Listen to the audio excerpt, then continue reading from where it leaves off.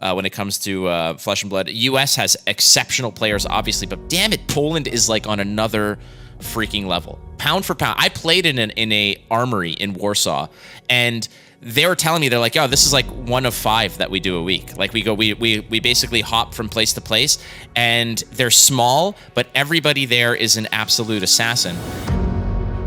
The story of Flesh and Blood in Poland starts in Bydgoszcz, a city full of card game passionates who are always ready to try out great games. Our first tournament was Arcane Rising first edition draft, on which we learned rules from internet, and we play on printed on paper playmats.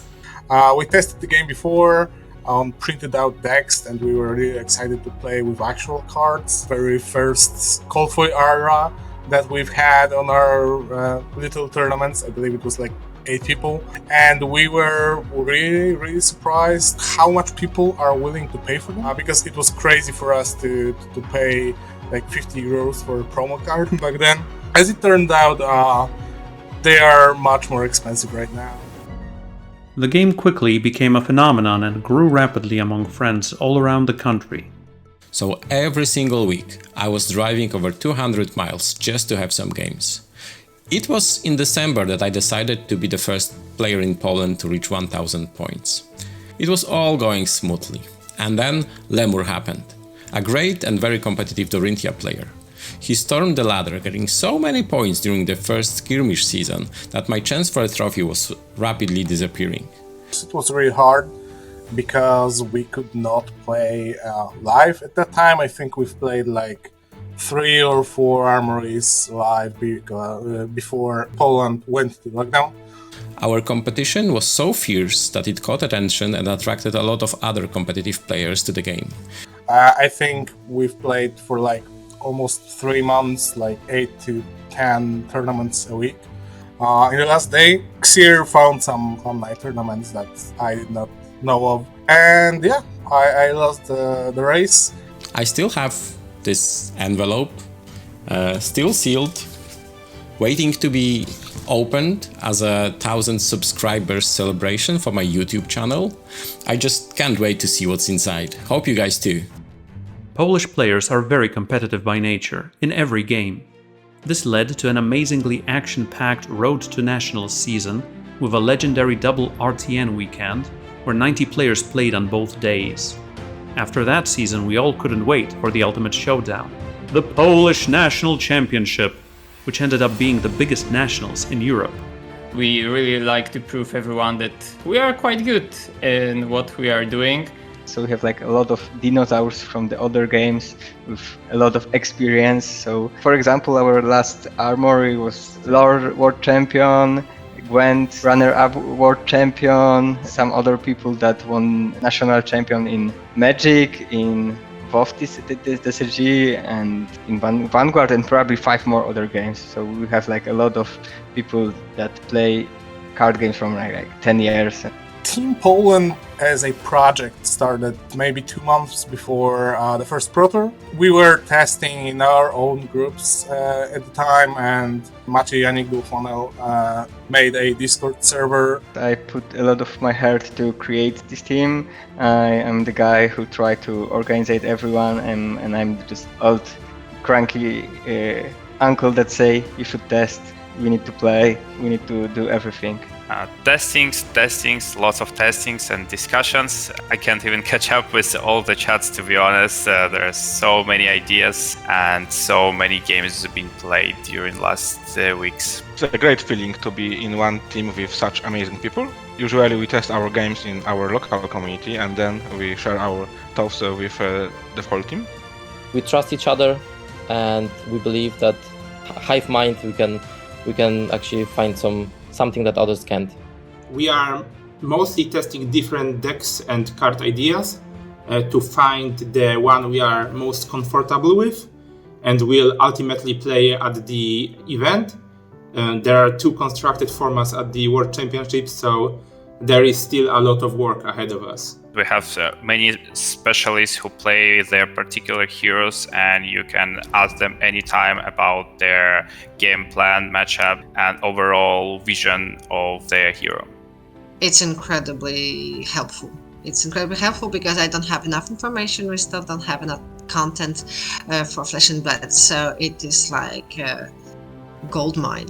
Also, we had a performance and mental training with Xiret, which is really helpful during the big tournaments.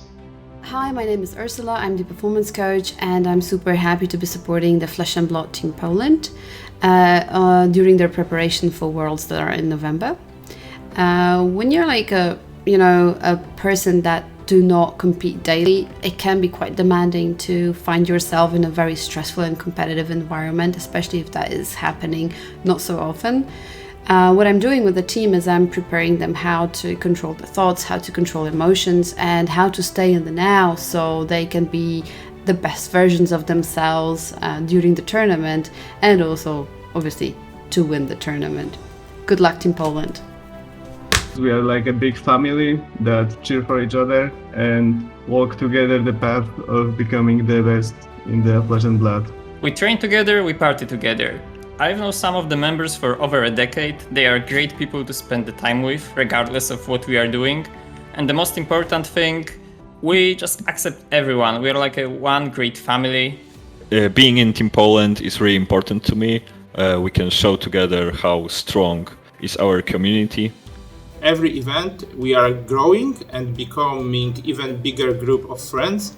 And with this many red and white t-shirt at every major Flesh and Blood event, there is always someone to talk to and to enjoy the game with. I think that I'm really focused on the team part of the event, so it's not as much important for me to be this guy who win, but I will be really happy if any of us just make the top cut. You ask me what it means to be in the strongest team in the world. Great adventure. To be a really great player, you need to be a part of the community as a whole.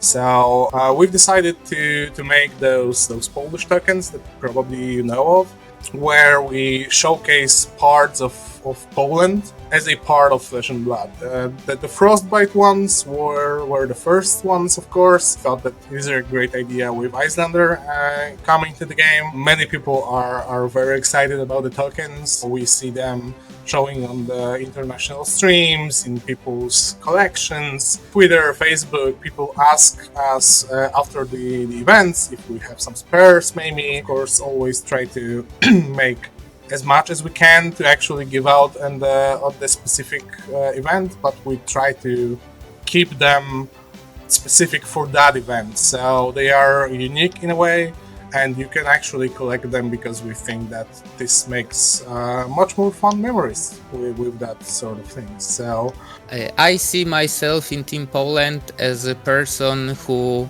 bring the pro players closer to whole community. With Maciek, Duofanel, Yannick, we are hosting the most important, I hope, YouTube channel strictly in Polish language about Flesh and Blood. We are called Pamelowanko. It's a diminutive Polish name from the best card in the game, which obviously is the Red Pamel. We want to bring Polish players together, give them opportunity to listen about Flesh and Blood week by week. That's why we are making podcast videos once a week. Also, we want to bring the pro players from Poland closer to whole community. the most important thing about Team Poland, I think, is the fact that we are actually a team. It doesn't matter if you are good or bad at the game, as long as you want to be a part of community, actually go to the international events, test with us, exchange ideas. If you are involved in the process, you are always welcome. It doesn't matter if your result at the event is great and you finish in top 8 or the final, or if you play in side events on Sunday, just having some fun. In the end, it's all about having fun. Being a part of a team is an amazing experience, and Flesh and Blood gave us this opportunity. So remember, play the game, see the world, and visit Poland.